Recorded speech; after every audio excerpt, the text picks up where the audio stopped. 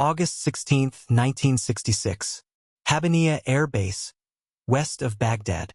Before dawn breaks over the Iraqi desert, a lone MiG-21 sits on the flight line, its delta wings catching the first pale light of morning. To Soviet planners, this aircraft represents the cutting edge of Warsaw Pact air power. Fast, lethal, and guarded by layers of secrecy enforced not only by military security, but by ideology itself. To the KGB, the MiG-21 is more than hardware. It is proof of Soviet technological parity with, and in some areas superiority over, the West. What unfolds over the next few hours will shatter that confidence without a single shot being fired. The MiG-21 is not just another fighter. Since entering service in the late 1950s, it has become the most widely deployed supersonic aircraft in the world, exported across the Middle East, Asia, and Eastern Europe. Designed to intercept American bombers at high altitude, it embodies Soviet engineering priorities: simplicity, raw performance, and survivability from austere bases. Its small radar cross-section, blistering climb rate, and Mach 2 capability have worried NATO airplanners for years. Yet for all its prominence, the aircraft remains a mystery. Western intelligence possesses photographs, radar returns, and second-hand reports, but no hard data. No Western pilot has flown one. No engineer has dismantled one. Its true strengths and weaknesses remain hidden behind the Iron Curtain. For Israel, this uncertainty is dangerous. By the mid-1960s, neighboring Arab air forces are rapidly modernizing with Soviet assistance. Egyptian, Syrian, and Iraqi squadrons train intensively on MiG-21s under the guidance of Soviet advisors.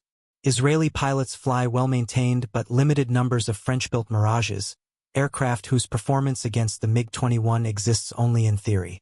Any future war will be decided in the air within the first hours. Without precise knowledge of the MiG's radar limits, energy retention, fuel endurance, and missile employment, Israeli planners face a potentially fatal blind spot. In Moscow, confidence runs high. Soviet security services believe the MiG-21 is untouchable. The aircraft is protected by strict base security, ideological indoctrination, and the assumption that no loyal socialist-trained pilot would ever betray the state.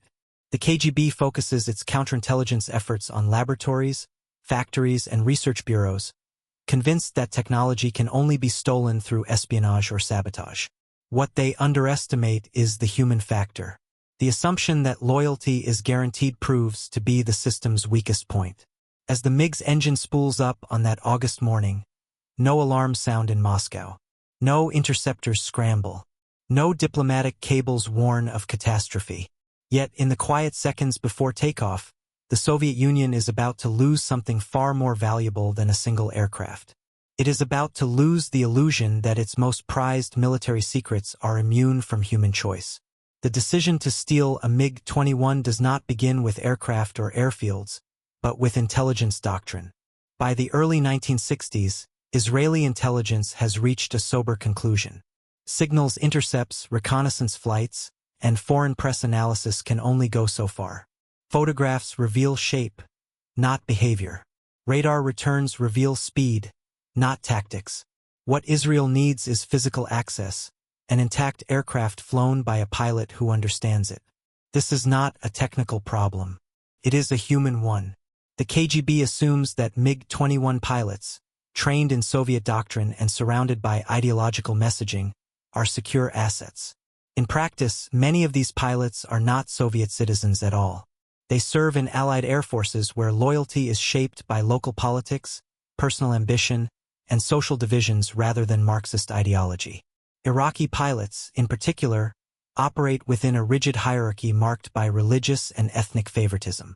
Skill does not always translate into advancement, and resentment quietly accumulates. Israeli intelligence officers begin a slow, methodical process of identification.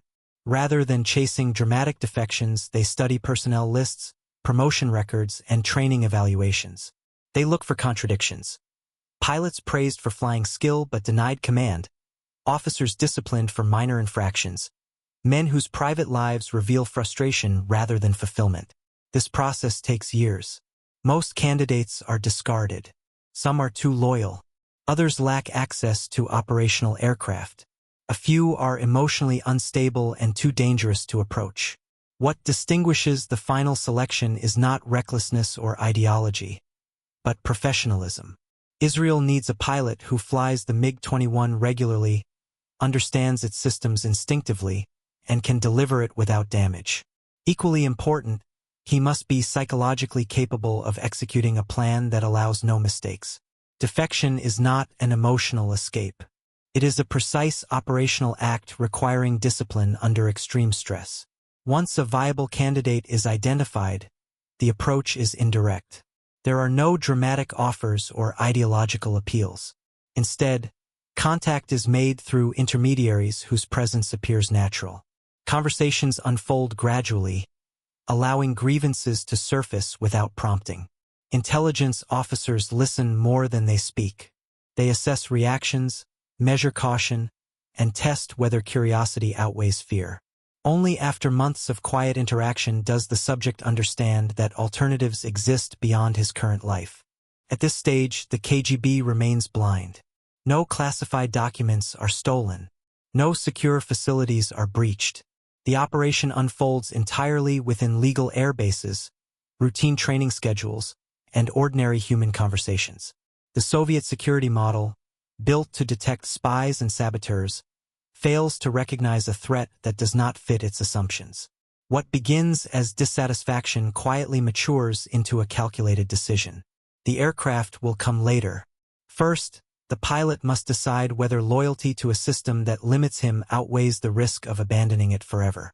By early 1966, Israeli planners understand that recruitment alone is not enough. Stealing a MiG-21 requires solving multiple operational problems simultaneously, each one capable of collapsing the mission if mishandled. The aircraft must be flown out under legitimate circumstances. Air defenses must be avoided without triggering pursuit. Israeli forces must recognize the aircraft as friendly before engaging it. And most critically, the pilot must be confident that once he commits, there is no return. The flight profile becomes the central challenge. Iraqi MiG-21 squadrons operate under strict control. Most sorties are flown in pairs, with ground controllers monitoring position, altitude, and heading. Deviations are questioned immediately. The only realistic opportunity lies in solo navigation training flights, which allow pilots to practice instrument procedures within defined corridors. These missions are routine, rarely questioned, and provide a narrow window for deception. Israeli Air Force planners analyze radar coverage across Iraq, Jordan, and Israel, identifying gaps caused by terrain and line-of-sight limitations. Flying at low altitude reduces radar detection but consumes fuel rapidly and increases pilot workload. The MiG-21's limited internal fuel capacity leaves little margin for error. The plan demands a precise balance between altitude, speed, and timing. Every minute matters. Contingencies are layered carefully. Israeli fighters are placed on airborne patrol near the border, under instructions not to engage unless hostile intent is confirmed. Radar operators are briefed to expect a high-speed contact approaching from the east, to hold fire even as alarms activate. Radio frequencies are agreed upon in advance, along with a short identification phrase that will confirm the pilot's intent. Even then, trust is limited. Visual identification by Israeli pilots will be required before escort is established. Parallel to the flight plan, another operation unfolds quietly on the ground. The pilot's family must be removed from Iraq before the defection occurs. If they remain behind, Iraqi security services will arrest them within hours, either as punishment or leverage. This extraction cannot involve Israeli territory directly. Instead, it relies on forged documents, staged travel routes, and cooperation from intermediaries in neighboring countries. The timing must align precisely. If the aircraft lands too early, the family is exposed. If it lands too late, suspicion may already have been raised. Throughout this period, the KGB remains focused elsewhere. Soviet advisors concentrate on base security, maintenance discipline, and ideological reliability. No procedures exist to monitor a pilot's internal motivations. No system tracks dissatisfaction, resentment, or ambition. The security apparatus assumes that control of hardware equals control of people. As summer approaches, every element locks into place. There will be no rehearsal, no second attempt. When the pilot advances the throttle and lifts off, the operation moves beyond planning and into history. The morning of August 16th unfolds with deceptive normality. At Habaniya Air Base, ground crews perform routine checks, officers exchange brief greetings, and radio traffic follows familiar patterns. The MiG-21 assigned to the navigation exercise is fueled and inspected according to standard procedures. Nothing in the scene suggests that within hours, one of the Soviet Union's most closely guarded military technologies will be irretrievably lost. After takeoff, the flight proceeds exactly as filed. Altitude, heading, and radio check-ins match expectations. For Iraqi controllers, the sortie blends into dozens of similar training flights conducted every month. This normality is essential. Any deviation too early would raise suspicion and trigger scrutiny from air defense units already conditioned to expect Israeli incursions. As the aircraft approaches its planned turn point, the moment of commitment arrives. Instead of banking back toward Iraqi airspace, the MiG pitches downward and accelerates. Altitude drops rapidly as the pilot descends to low level, using terrain to mask his radar signature. Ground clutter overwhelms tracking systems designed to monitor higher altitude traffic. Within seconds, the aircraft effectively disappears from Iraqi radar screens. Controllers attempt to re-establish contact. When no response comes, confusion replaces routine. Procedures for lost communications are initiated, but valuable minutes slip away. By the time alarms escalate, the MiG has already crossed into Jordanian airspace at high speed. Jordanian radar detects the intrusion, but coordination delays prevent immediate action. Reports move slowly through command chains not designed for such an event. As the aircraft climbs and turns north, fuel consumption becomes critical. The low-altitude dash has drained reserves faster than planned. The MiG's design, optimized for short-range interception, leaves little endurance for improvisation. The pilot switches to the prearranged frequency and transmits the identification phrase. On Israeli radar scopes, the contact is initially classified as hostile. Interceptors are prepared for engagement. Then the transmission is verified. Within moments, Israeli fighters divert toward the incoming MiG, closing rapidly. Visual confirmation follows. The unfamiliar silhouette is unmistakable, but so is the pilot's intent. The escort forms up, guiding the MiG toward an Israeli airfield already placed on alert. Fire crews and security personnel stand ready, aware that this landing represents a strategic windfall unprecedented in intelligence history. When the MiG touches down and rolls to a stop, the significance becomes immediately clear. For the first time, a fully operational MiG-21 has landed intact on Western-aligned soil. There is no battle damage, no sabotage, no missing components.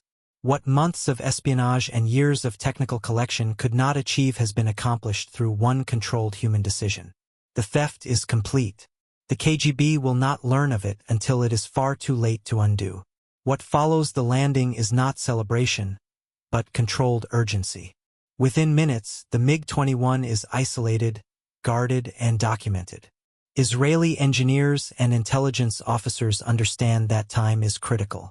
The Soviet Union will immediately assume compromise and begin altering procedures, tactics, and possibly hardware.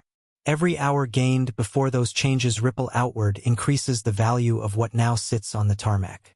The initial inspection confirms what Western analysts had long debated. The MiG-21 is brutally efficient rather than refined. Its construction favors ruggedness and ease of maintenance over finish. Panels are secured with simple fasteners. Systems are accessible without specialized tools. This is an aircraft designed to operate from rough airfields with minimally trained ground crews, reflecting Soviet expectations of high-tempo wartime attrition. The airframe is small, compact, and difficult to visually acquire, a clear advantage in close combat.